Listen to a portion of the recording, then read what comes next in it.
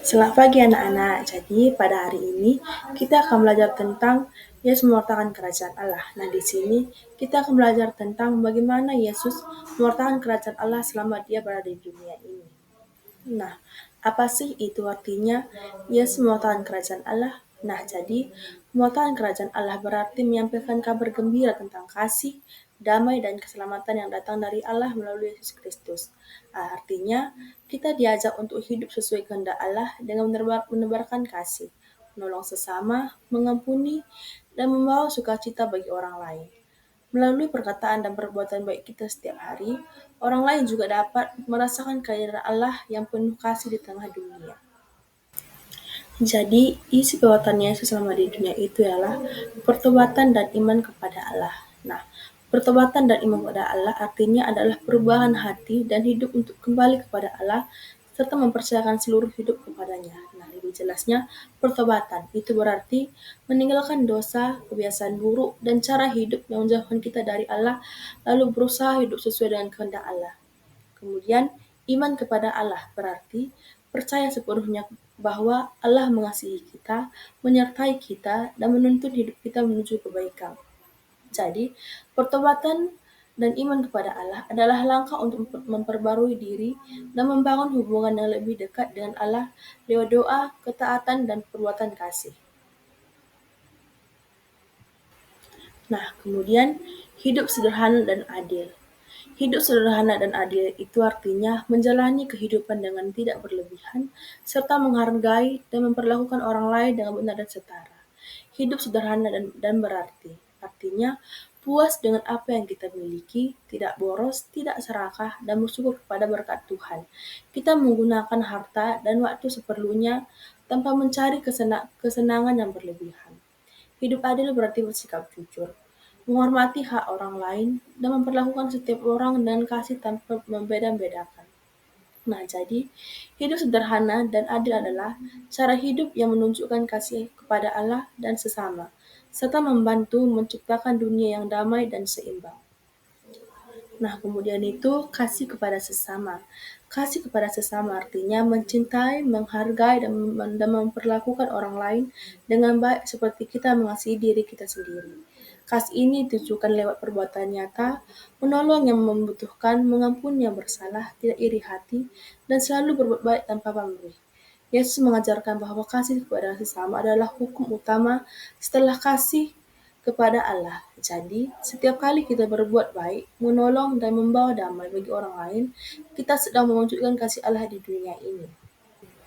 Yang terakhir, mengampuni dan melayani. Mengampuni dan melayani artinya meneladani Yesus yang penuh kasih, rela memaafkan, dan mau menolong siapapun tanpa pamrih.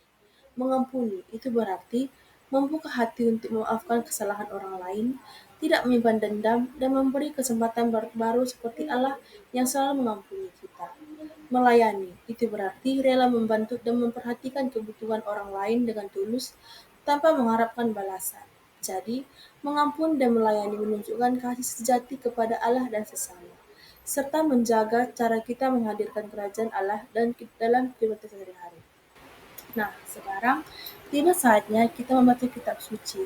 Mari bersama-sama membaca kitab suci kita, Markus bab 1 ayat 14 sampai 15. Nah, jadi isinya, sesudah Yohanes ditahan datanglah Yesus ke Galilea memberitakan Injil Allah. Katanya, saatnya telah genap, kerajaan Allah sudah dekat, bertobatlah dan percayalah kepada Injil.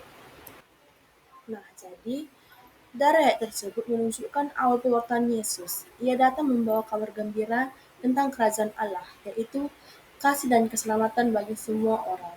Yesus mengajak setiap orang untuk bertobat, meninggalkan dosa, dan percaya kepada Allah dengan hati yang tulus.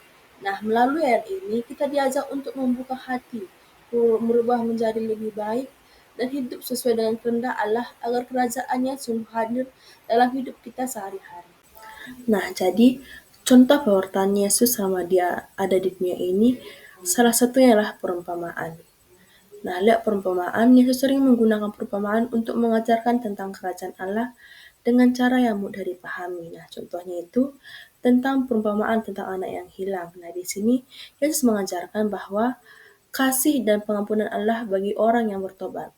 Kemudian itu perumpamaan tentang penabur. Yesus menunjukkan bahwa sabda Allah harus diterima dengan hati terbuka agar tumbuh dan berbuah dalam hidup.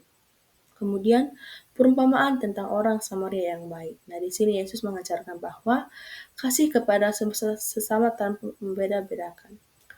Yang kedua itu lewat mujizat.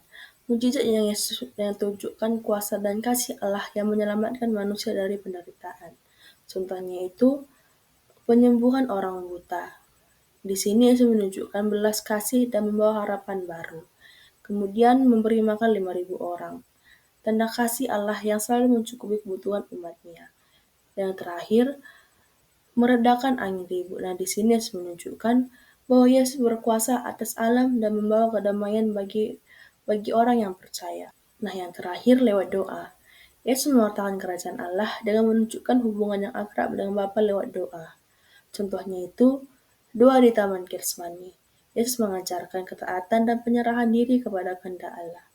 Yang kedua itu mengajarkan doa Bapa kami. Yesus mengajarkan cara berdoa yang benar dan penuh iman. Nah, yang terakhir, sering berdoa di tempat sunyi. Itu menunjukkan bahwa pentingnya hubungan pribadi dengan Allah dalam kehidupan sehari-hari. Nah, jadi dampak pewartaan Yesus kepada kita di dunia ini adalah membuat hidup manusia berubah menjadi lebih baik lagi.